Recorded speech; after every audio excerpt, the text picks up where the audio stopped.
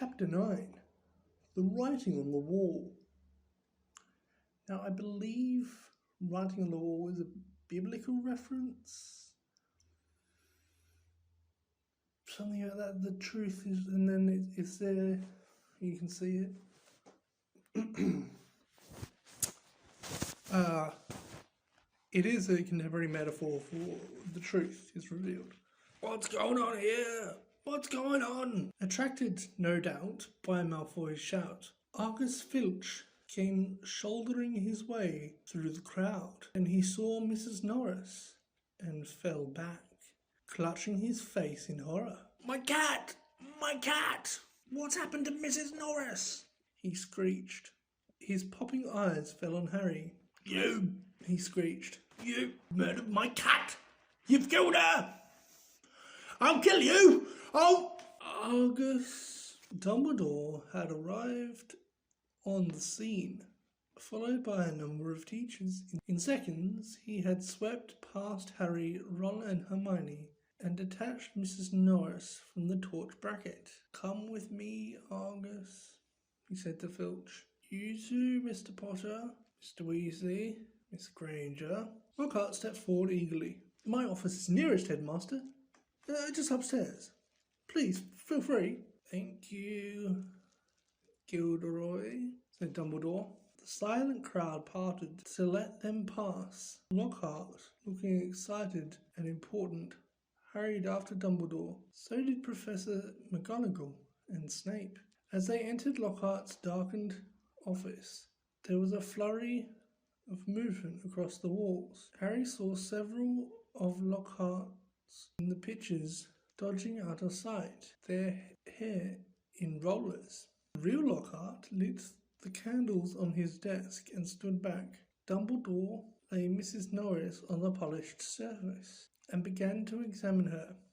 Harry, Ron and Hermione exchanged tense looks and sank into chairs outside the pool of candlelight watching. The tip of Dumbledore's long, crooked nose was barely 3 centimeters from Mrs. Norris's fur. He was looking at her closely through his half-moon spectacles, his long fingers gently prodding and poking. Professor McGonagall was bent almost as close, her eyes narrowed. Snape loomed behind them, half in shadow, wearing a most peculiar expression. It was as though he was trying hard not to smile, and Lockhart was hovering around all of them, making suggestions. It was definitely a curse that killed her. Probably the Transfiguration torture. I've seen it used many times, so unluckily I wasn't there.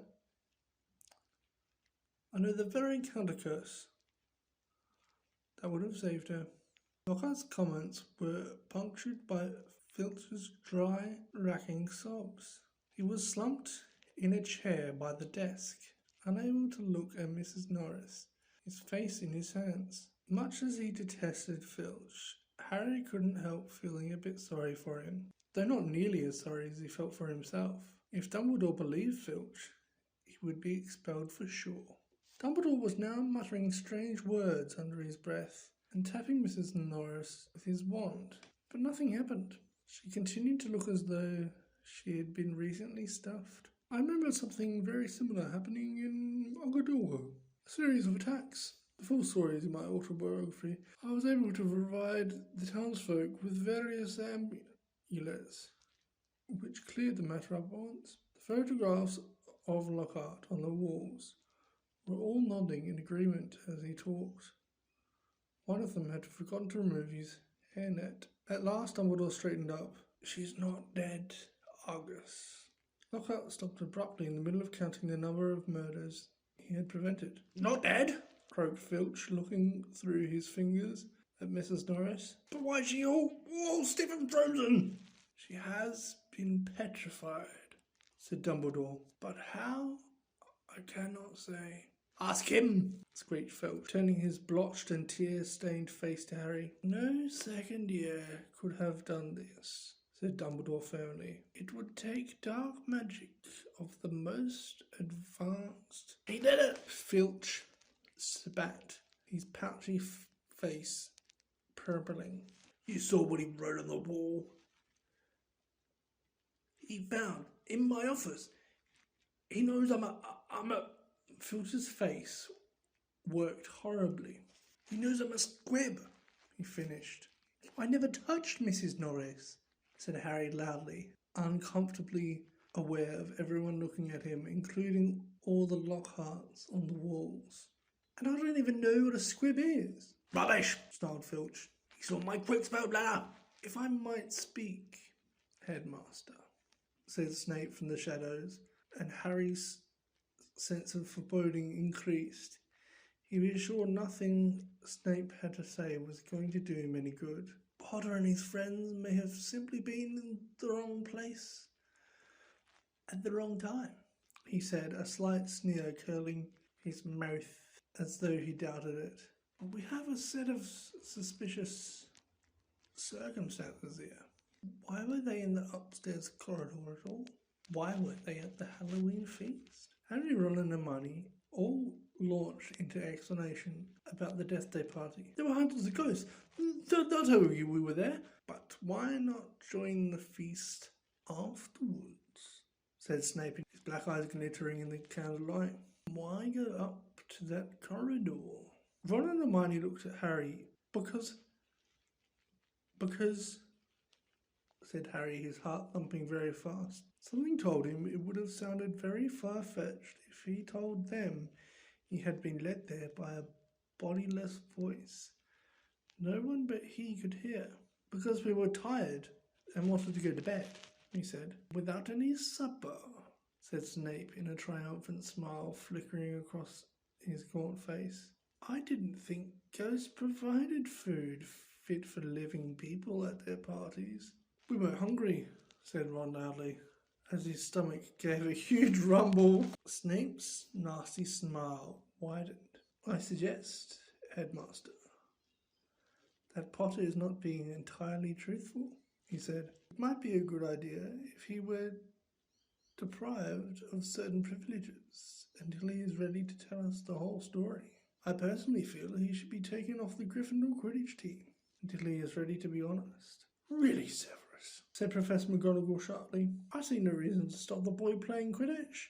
This cat wasn't hit over the head with a broomstick. There's no evidence at all that Potter has done anything wrong. Dumbledore was giving Harry a searching look. His twinkling light blue gaze made Harry feel as though he was being x-rayed.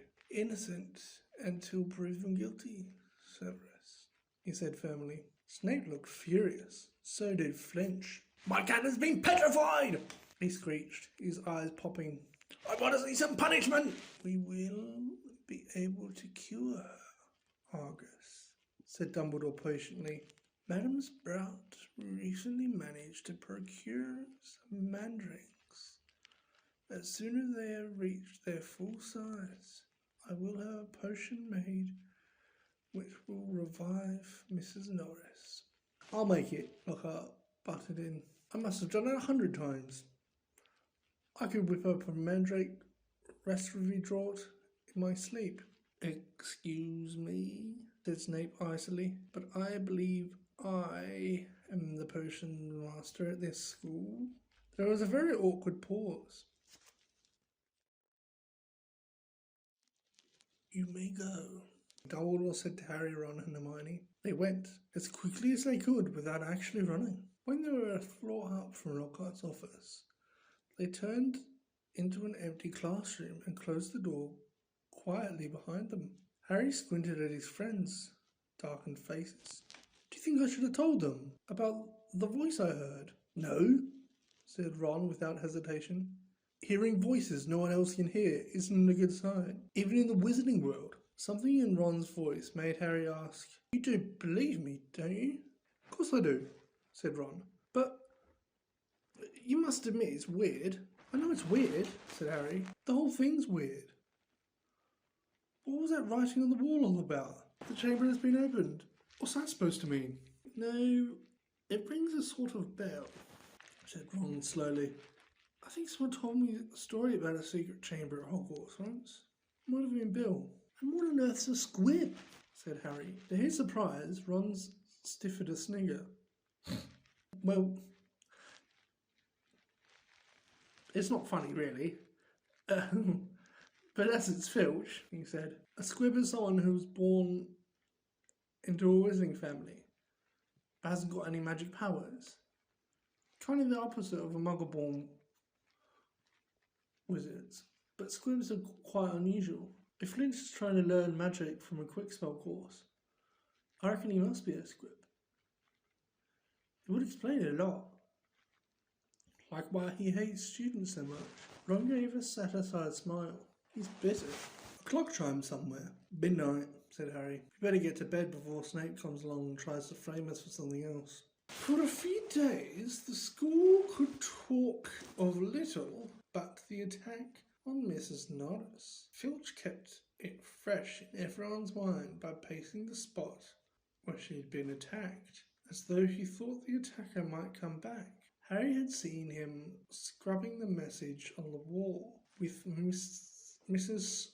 Scour's all-purpose magical mess remover, but to no effect. The words still gleamed as brightly as ever on the stone.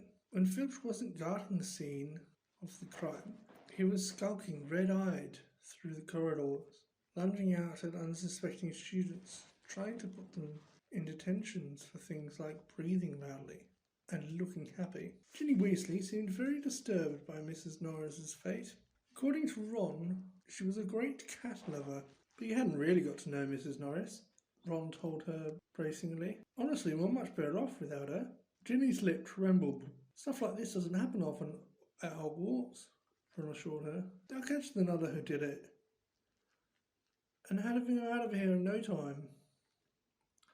I just hope he's got the time to petrify Filch before he is expelled. I'm only joking, Ron added hastily as Ginny blanched.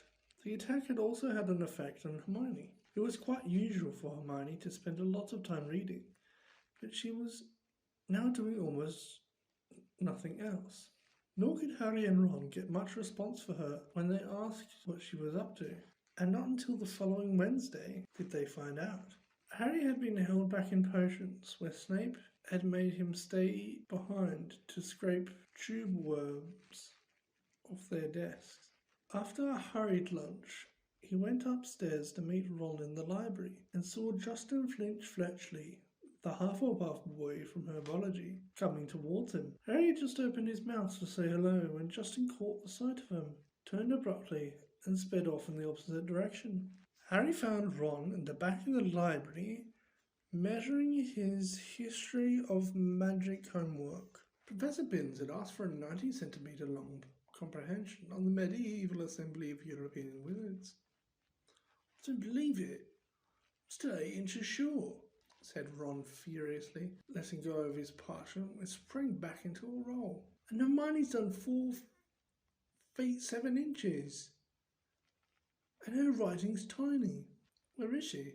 Asked Harry, grabbing the tape measure and unrolling his own homework. Somewhere over there, said Ron, pointing along the shelves, looking for another book. I think she's trying to read the whole library before Christmas. Harry told Ron about Justin Finch Fletchley. Running away from him?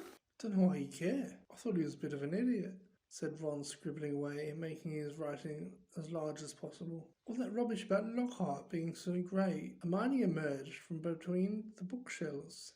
She looked irritable and at last seemed ready to talk to them. All the copies of Hogwarts history have been taken out, she said, sitting down next to Harry and Ron. And there's a 2-week waiting list. I wish I hadn't left my copy at home. But I couldn't fit it in my trunk with all Lockhart's books. Why do you want it? Said Harry. Same reason everyone else wants it, said Hermione. To read up on the legend of the Chamber of Secrets. What's that? That's just it. I can't remember, said Hermione, biting her lip. I can't find the story anywhere else. Hermione, let me read your composition, said Ron, desperately checking his watch. No, I won't, said Hermione, suddenly severe. You've had 10 days to finish it. I only need another 2 inches. Go on. The bell rang. Ron and Hermione led the way to the history of magic. Bickering. History of magic was the dullest subject on their timetable. Professor Binns, who taught it, was the only ghost teacher, and the most exciting thing that had ever happened in his class was his entering the room through the blackboard. Ancient and shriveled, many people said he hadn't noticed he was dead. He had simply got up to teach one day and left his body behind him in an armchair in front of the staff room fire. His routine had not varied in the slightest since. Today was as boring as ever. Professor Binns opened his notes and began to read in a flat drone like an old vacuum cleaner until everyone in the class was in a deep stupor, occasionally coming round long enough to copy down a name or date, then falling asleep again. He had been speaking for half an hour when something happened that had never happened before. Hermione put up her hand. Professor Binns, glancing up in the middle of the deadly dull lecture on the International War Convention of 1289, looked amazed. Miss... Oh... Granger, Professor. I was wondering if you could tell us anything about the Chamber of Secrets, said Hermione in a clear voice. Dean Thomas, who had been sitting with his mouth hanging open, gazing out the window, jerked out of his trance. Lavender Brown's head came up from her arm. Then Neville's elbows slipped off his desk. Professor Binns blinked. My subject is history of magic, he said in his dry, wheezy voice. I deal with facts, Miss Granger, not myths and legends. He cleared his throat with a small noise, like chalk snapping, and continued. In September of that year, a subcommittee of Sardinian sorcerers. He stuttered to a halt. Hermione's hand was waving in the air. Miss Grant, please, sir. Don't legends always have a basis in fact? Professor Binns was looking at her in such amazement. Harry was sure no student had ever interrupted him before, alive or dead. Well, said Professor Binns slowly, yes, one could argue that, I suppose. He peered at Hermione as though he had never seen a student properly before. However, the legend of which you speak is such a very sensational, even ludicrous tale. But the whole class, now hanging on Professor Binns' every word, he looked dimly at them all. Every face turned to his. Harry could tell he was completely thrown by such an unusual show of interest. Oh, very well, he said slowly. Let me see. The Chamber of Secrets. You'll know, of course, that Hogwarts was founded over 1,000 years ago. The precise date is uncertain. By the 4 greatest witches and wizards of the age, the 4 schoolhouses named after them: Godric Gryffindor, Helga Hufflepuff, Rowena Ravenclaw, and Salazar Slytherin. They built this castle together, far from prying Muggle eyes, for it was an age when magic was feared by common people, and witches and wizards suffered much persecution. He paused, gazed blearily around the room, and continued. For a few years, the founders worked in harmony together, seeking out youngsters who showed signs of magic, bringing them to the castle to be educated. But then disagreements sprang up between them. A rift began to grow between Slytherin and the others.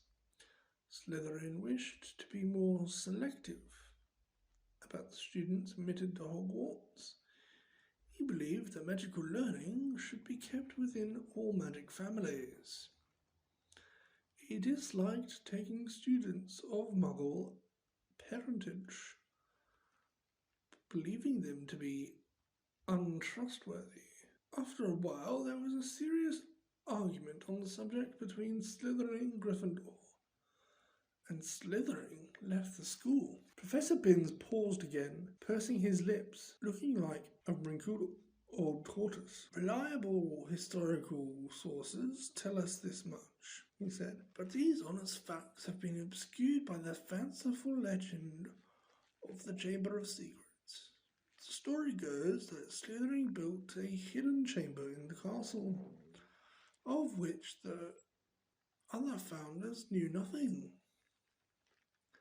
Slytherin, according to legend, sealed the Chamber of Secrets so that no one would be able to open it until its own true heir arrived at the school. The heir alone would be able to unseal the Chamber of Secrets, unleash the horror within, and use it to purge the school of all who were unworthy to study magic. There was a silence as he finished telling the story, but it wasn't the usual sleepy silence that filled Professor Binns' class. There was an unease in the air as everyone continued to watch him, hoping for more. Professor Binns looked faintly annoyed. The whole thing is a rate nonsense, of course, he said. Naturally, the school has been searched for evidence of such a chamber many times by the most learned witches and wizards. It does not exist. A tale told to frighten the gullible. Hermione's hand was back in the air. Sir, what exactly do you mean by the horror within the chamber? That is believed to be some sort of monster, which the heir of Slytherin alone can control, said Professor Binns in his dry, reedy voice. The class exchanged nervous looks. I tell you, the thing does not exist, said Professor Binns, shuffling his notes. There is no chamber and no monster.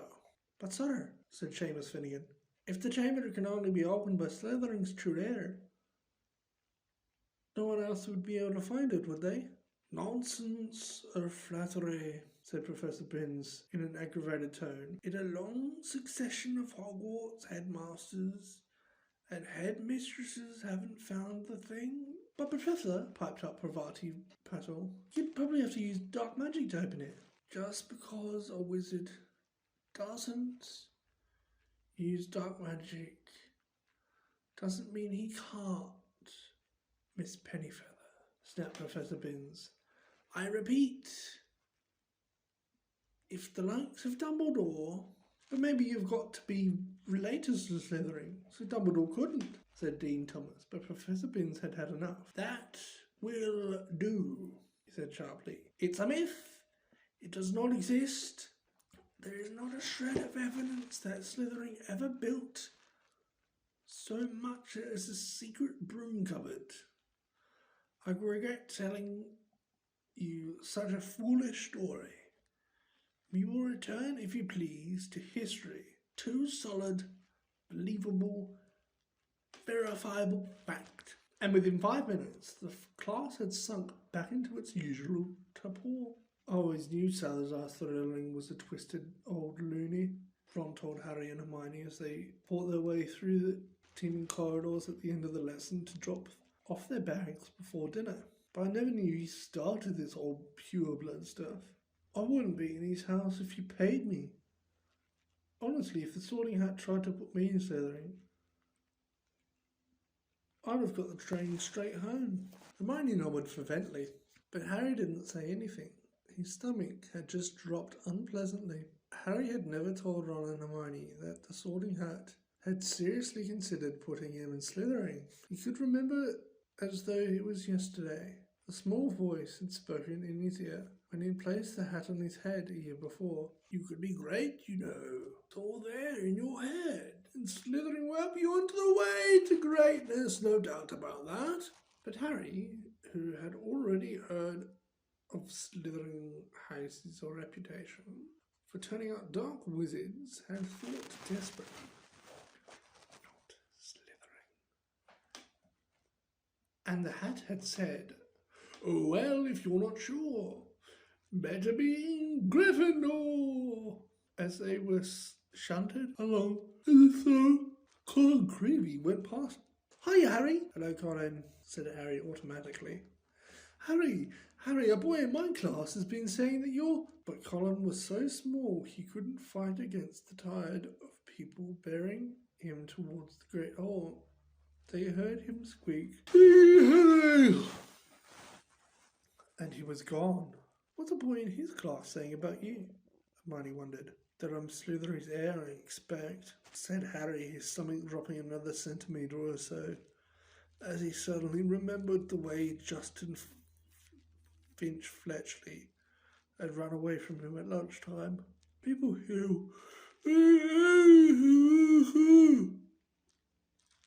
The crowd thinned and they were able to climb the next staircase without difficulty. Do you really think there's a chamber of secrets? Ron asked Hermione. I don't know, she said, frowning.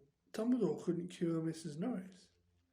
And that makes me think whatever attacked her might not be, well, human. As she spoke, they turned the corner and found themselves at the end of the corridor where the attack happened. The scene was as it had been that night, except there was no stiff cat hanging from the torch bracket, and an empty chair stood against the wall, bearing the message, "The chamber has been opened." "That's where Filch has been keeping guard," Ron muttered. They looked at each other. The corridor was deserted. "Can't hurt to have a poke around," said Harry, dropping his bag and getting to his hands and knees so they could crawl along, searching for clues. "Scorch marks," he said. "Here, and here. Come and look at this," said Hermione. "This is funny." Harry got up and crossed to the window next to the message on the wall. Hermione was pointing at the topmost pane, where around 20 spiders were scuttling, apparently fighting to get through a small crack in the glass. A long silver thread was dangling like a rope, as though they had climbed it in. They hurried to get outside. "Have you ever seen spiders act like that?" said Hermione wonderingly. "No," said Harry. "Have you run?" "Run?" He looked over his shoulder. Ron was standing well back and seemed to be fighting the impulse to run. "What's up?" "I don't like spiders," said Ron tensely. "I never knew that," said Hermione, looking at Ron in surprise. "You've used spiders in potions loads of times." "I don't mind them dead," said Ron, who was carefully looking anywhere but at the window. "I just don't like the way they move." Hermione giggled. "It's not funny," said Ron fiercely. "If you must know, when I was 3, Fred turned my teddy bear into a dirty great spider because I broke his toy broomstick.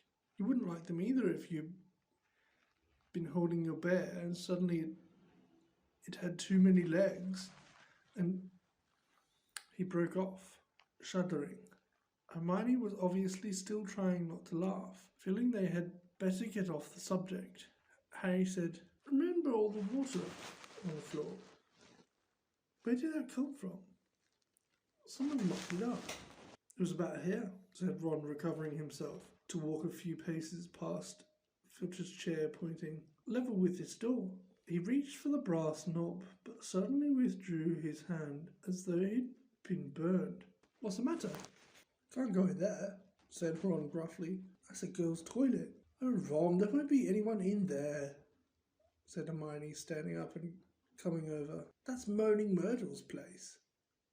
Come on, let's have a look." And ignoring the large out of order sign, she opened the door. It was the gloomiest, most depressing bathroom Harry had ever set foot in. Under a large, cracked and spotted mirror were a row of chipped stone sinks.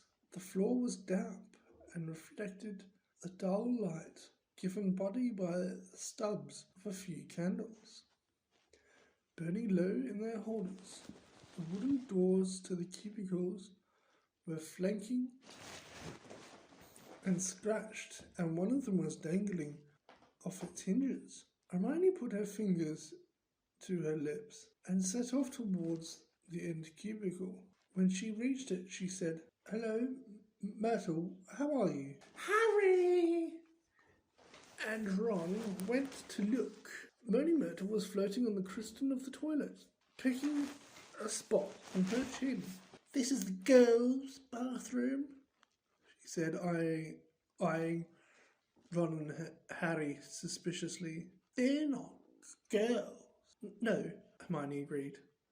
I just wanted to show them how nice it is in here. She waved vaguely at the dirty old mirror and the damp floor. Ask if she saw anything. Harry mouthed at Hermione. What are you whispering? Said Myrtle, staring at him. Nothing, said Harry quickly. We wanted to ask. I wish people would stop talking behind my back, said Myrtle in a voice croaked with tears. I do have feelings, you know, even if I am dead. Myrtle, no one wants to upset you, said Hermione. Harry only, no one wants to upset me. That's a good one. Howled Myrtle. My life is nothing but misery at this place, and now people come along ruining my death. We wanted to ask if you've seen anything funny lately, said Hermione quickly. Because a cat was attacked right outside your front door on Halloween. Did you see anyone near here that night? I wasn't paying attention, said Myrtle dramatically. Peeves upset me so much I came in here and tried to kill myself. Then, of course, I remembered that I'm already dead, said Ron helpfully. Myrtle gave a tragic sob, rose up in the air, turned over, and dived head first into the toilet, splashing water all over them and vanishing from sight.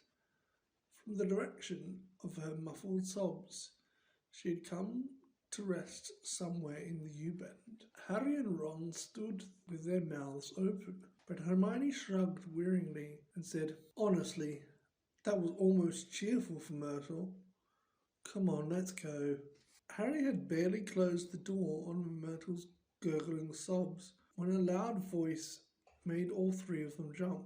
Ron! Percy Weasley had stopped dead at the head of the stairs. Prefect badge gleamed, an expression of complete shock on his face. That's the girls' bathroom? He gasped. What were you? Just having a look around, Ron shrugged. Clues, you know.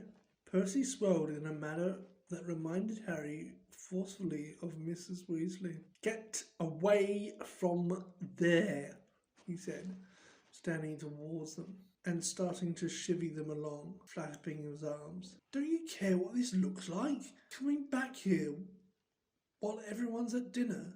Why shouldn't we be here? Said Ron hotly, stopping short and glaring at Percy. Listen, we never laid a finger on that cat. That's what I told Ginny, said Percy fiercely. But she still seems to think you're going to be expelled. I've never seen her so upset. Crying her eyes out. You might think of her. All the first years are thoroughly overexcited by busyness. You don't care about Ginny, whose ears were reddening by now. You're just worried I'm going to mess up your chances of being head boy. 5 points from Gryffindor, Percy said tearfully, fingering his prefect badge. And I hope it teaches you a lesson. No more detective work, or I'll write to Mum. He strode off, the back of his neck as red as Ron's ears. Harry, Ron and Hermione chose seats as far as possible from Percy in the common room that night. Ron was still in a very bad temper. He kept blotting his charms homework. When he reached absently for his wand to remove the smudges, it ignited the parchment, fuming almost as much as his homework.